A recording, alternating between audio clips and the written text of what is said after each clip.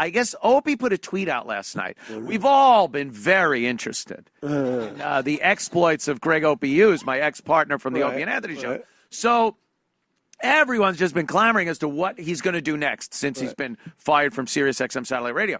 And we were waiting because he's got an agent, and his agent's been putting the hooks out in the water, trying to reel in that next big gig.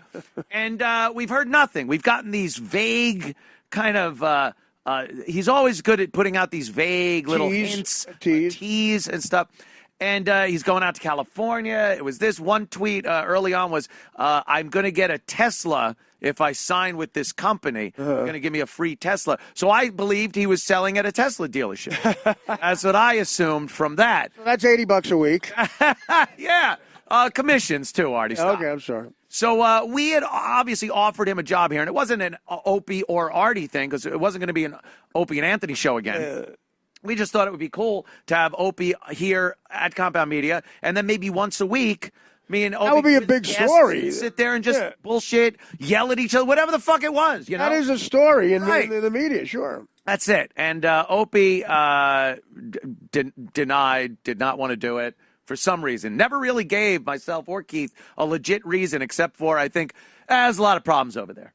But he also said that about the Village Underground roast of Rich Voss, which was fucking hilarious. I was supposed to go that night. I didn't. It was so good. So mad I didn't go. And then fans were going, Opie, why didn't you go? And he went, there's a lot of problems in that room. Oh, God. Yeah, it was the same reason. Comedy is, everyone's becoming like they have a problem with one another. The comedy show has become like a soap opera. I was there. I never, I met every comic. I know every comic that was in the room, but I talked to them that night. I didn't see a problem. Everything was fine. Well, the people, the comedians that you have a problem with, you wouldn't be able to see them. That's true. They would not see me. It was dark in the room. Those comedians.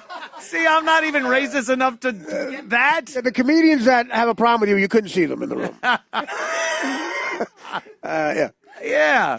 So Conan O'Brien would say, "Let's move on." Opie wrote a tweet. Now this is the latest. It was. Do you have it?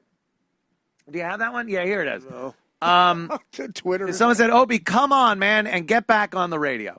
So he wrote, "I absolutely love doing radio, but a pretty cool job opportunity presented itself, which I've committed myself to for now. Radio can wait." No kidding. And we have put the feelers out. We're going to our sources. Is it TV? And we can't see what this could be. Right. I don't know. No one seems to know. What if the next thing was... That said, what do you know about Amway? Oh, shit. Did you believe that one? Gregg Opie is. Look, you start your own business. and as you grow... People on the bottom of this, what is it called? You have no money. You purchase a hospital. Right. Yeah. Madoff way.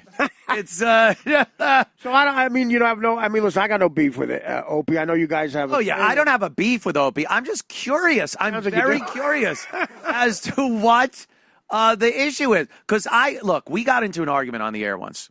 And twice, actually. Two good arguments. Yeah. That was great radio. Right. And we got into those arguments. And during the course of that argument, he just said, we don't have to do this anymore. I could do plenty of other things. And I actually went, what? What could you do? And he started saying, like, dude, really? Please, there's so much I could do. Really? And I go, just tell me. What? And he goes, I don't have to justify. And I go, look, if the O&A show breaks up, you will be somewhere spinning records at a radio God, station. that would be too. And he goes, is that all I could do? And I realized I oversold him during that argument.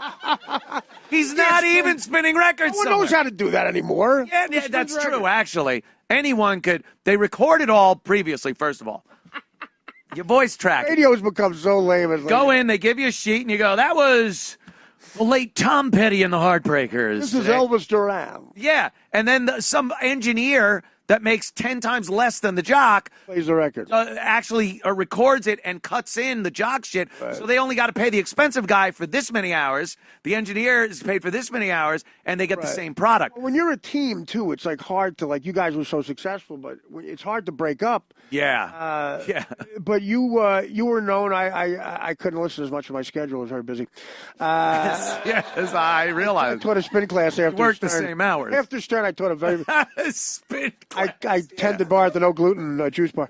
No, but you were known as the funny one. Yeah. No, and that's easy to get work if you're the funny one. Yeah. They. If you're not. You want to spin Tom Petty records. And then like he hooked up with Jim. Well, it was actually it was a forced situation of Jim Norton. Yeah. Jim Norton was one of the funniest comedians of my generation. Hilarious. Absolutely. I just did the Chip Chipperson show at the Cellar last night, and that will air Sunday, and it's very funny, of course. But like they got Opie and Jimmy together, and tense. Like that was tense, man.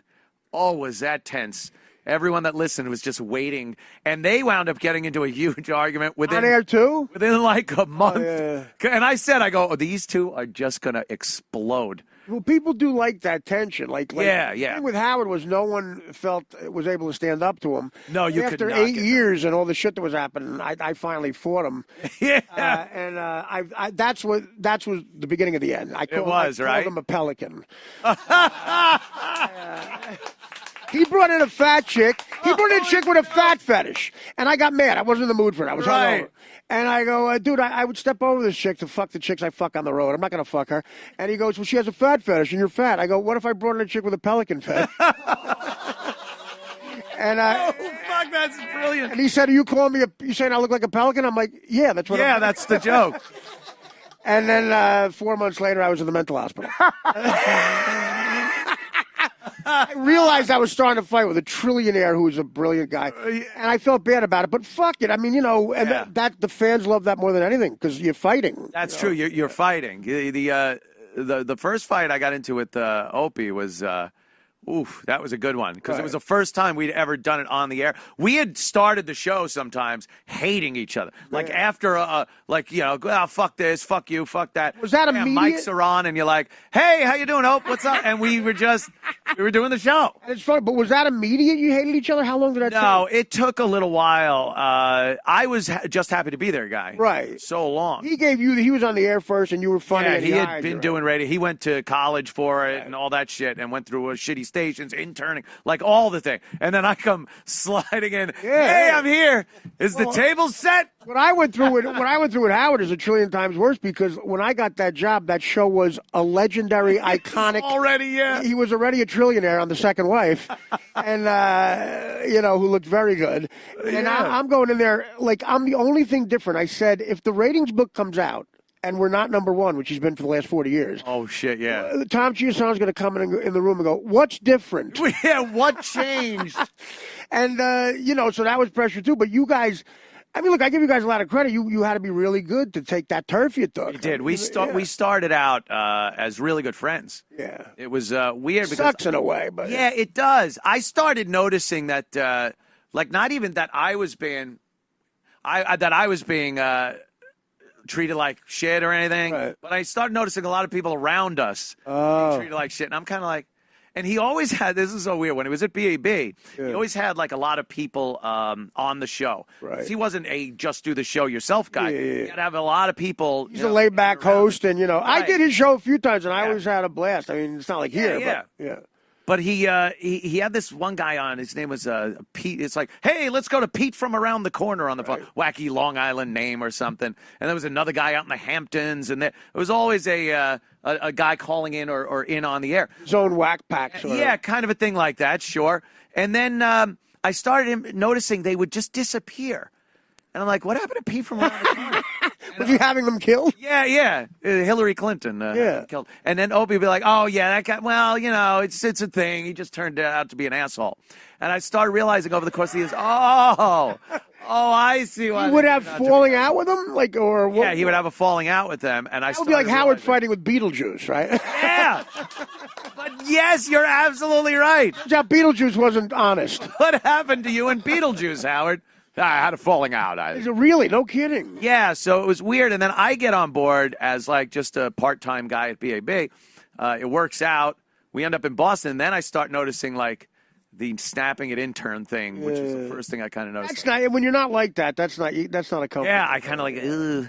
Yeah, it just got, a bunch of things. Why be an asshole to people? Yeah, that's kind of the thing. Yeah. And, he's absolutely convinced that everybody he's ever done anything for or worked with has turned on him and has no loyalty and gives him shit. Like Nixon. Yeah, but then you got to look at the one common denominator there. Yeah, maybe. One guy's always, someone's mad at the one guy.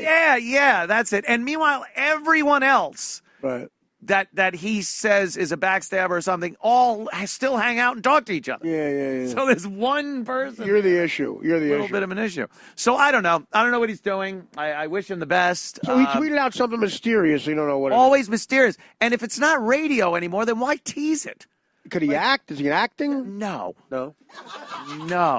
It's not an act. It's not in. Can he sing? No. In the back, he looks like Tom Petty. There's an opening. I think it's. I don't even think it's show business related, unless it's in one of those cubicles that people do the business end in. Who wants to do that? You can't. Who wants to do that? Like, you can't do that after you're on the mic. No, I've noticed over the course of the years he does not like being the suit, and he craves the attention of being on the air, like we all do. Who wouldn't? I mean, that's what you want to do, Yeah, so I don't know what this could possibly be.